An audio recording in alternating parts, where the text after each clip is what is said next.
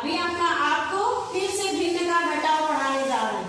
इसके पहले भी भिन्न का घटाव पढ़ाए थे, लेकिन आपको समझ में नहीं आया। देखिए 1 माइनस 7/20, इसको कैसे करोगे?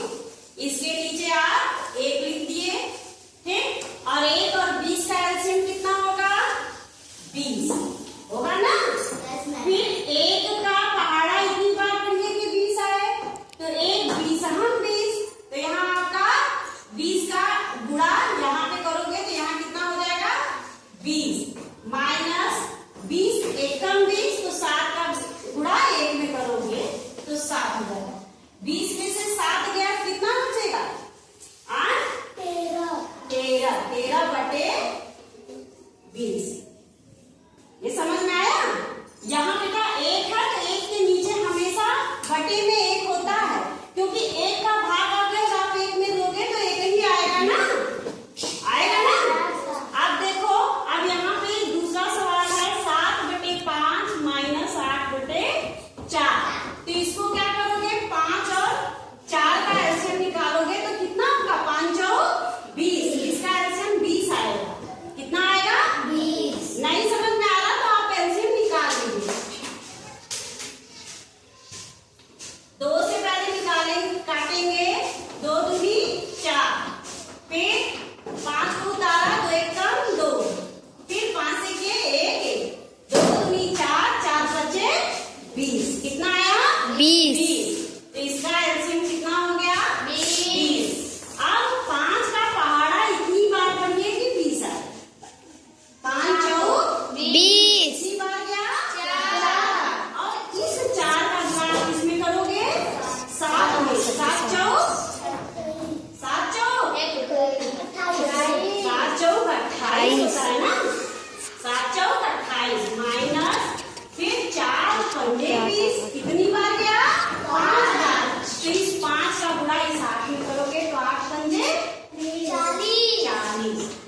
अब क्या हो गया? इधर बड़ा अंक हो गया, इधर छोटा अंक हो गया, तो आप 40 में से 28 घटाओगे तो कितना आएगा? 10 में से 8 गया 2, 3 में से 2 गया 1, 12 आया। तो आप यहाँ माइनस 12/20 लिखोगे।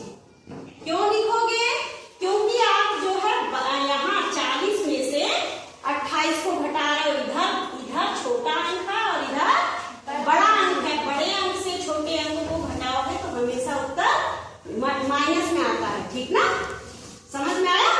यदि यहाँ पे बड़ा अंक होता, यहाँ छोटा अंक होता, तो उत्तर जैसे सारे उत्तर आते हैं वैसे आएंगे, लेकिन बड़ा यहाँ पे है, यहाँ छोटा है, तो माइनस 12/20 हो गया। इतनी बात समझ में आई? आप देखिए, ये हो गया मिश्र भिन्न का घटाव। तो इसके लिए आप क्या करोगे?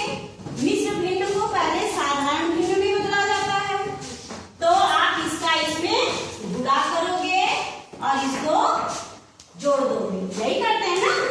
तो 6 बचे 30 और 2 32, 32/5, ये हो गया।